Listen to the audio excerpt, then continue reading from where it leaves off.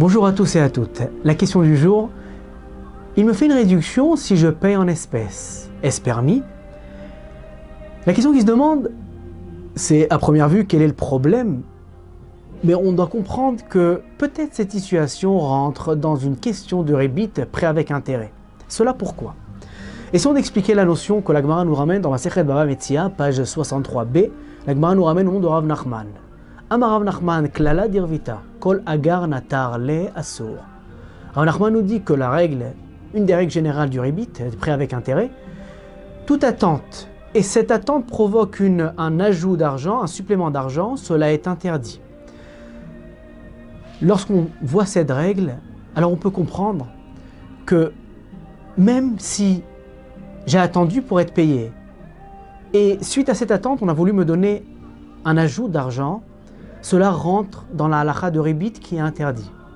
Visiblement, lorsqu'on voit cette halakha, on peut essayer de comprendre que dans notre situation où il me fait une réduction, si je paye en espèces, il n'y a pas eu aucune attente, donc il n'y a pas de problème de rébit, je peux payer en espèces et recevoir cette réduction. Mais pour comprendre de manière générale où se poserait le problème, il faudra faire la différence entre deux situations. Je veux acheter un objet. Le vendeur me dit, il n'y a pas de problème. Si tu payes en espèces, le prix est tant. Mais si tu payes par échéance, le prix va augmenter 5 ou 10% de plus.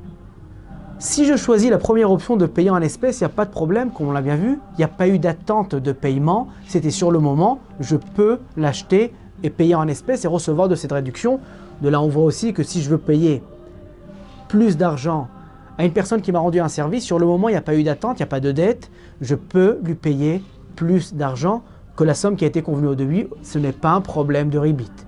Par contre, face à la deuxième situation, le vendeur me dit, si tu payes avec échéance, là, tu vas devoir payer plus, 5 ou 10% de plus. Là, a priori, on se trouve à une situation de prêt. Quel prêt lorsqu'on essaye d'acheter un objet? La réponse est que le Khamim nous explique et nous disent que du moment que je n'ai pas encore payé la totalité de la somme, j'ai une dette au vendeur. Donc, à première vue, c'est un achat. Mais si on essaie de bien voir les choses, c'est une dette que je dois au vendeur. Alors, quelle est la halakha dans cette situation où je paye avec échéance et le vendeur me demande une somme en plus suite à cette échéance? La réponse que la halakha nous dit, on va devoir essayer de comprendre et de voir, est-ce que cette somme que le vendeur me demande est suite à cette attente? Pour cela, il y a 3 situations qui vont me montrer et me prouver si cette hausse de prix est suite à cette attente. Première option, si le vendeur me donne 2 prix et me dit explicitement, si c'est en espèces, telle somme, par échéance, c'est plus cher. Là, visiblement, on le voit et clairement, on le voit. Du moment qu'il a dit explicitement, c'est suite à cette attente que je vais devoir payer plus d'argent, c'est un problème et on ne pourra pas payer par échéance. Deuxième option, si cet objet que je veux acheter a un prix public fixe. Exemple, un litre de lait qui par exemple a un prix fixe de 1 euro et je veux acheter une quantité, je veux acheter 500, 600 litres et je vois que le vendeur, même s'il ne me dit pas explicitement les 2 prix, mais il me dit à ce compte-là, ça va coûter 1,20 € puisque tu ne vas pas payer à temps, je vais te le donner ça sur longue échéance.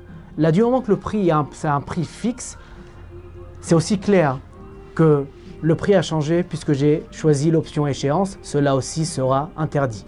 Troisième élément, si on voit que la hausse de prix suite à cette échéance est plus que 20%, là aussi ça sera clair que c'est suite à cette attente. Donc si on essaie de résumer, on me donne une réduction si je paye en espèces.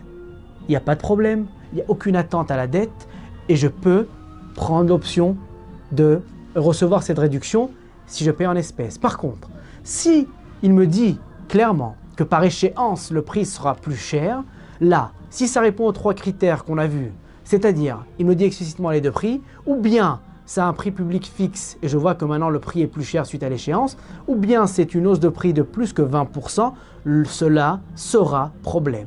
Mais il faut savoir qu'il y a une solution que Chachamim ont instituée, ce qui s'appelle le Heter Iska. Si dans le magasin il y a un Heter Iska qui est signé et qui a été compris et qu'on comprend comment cela fonctionne, alors il n'y aura pas de problème de donner deux prix, de payer par échéance, etc.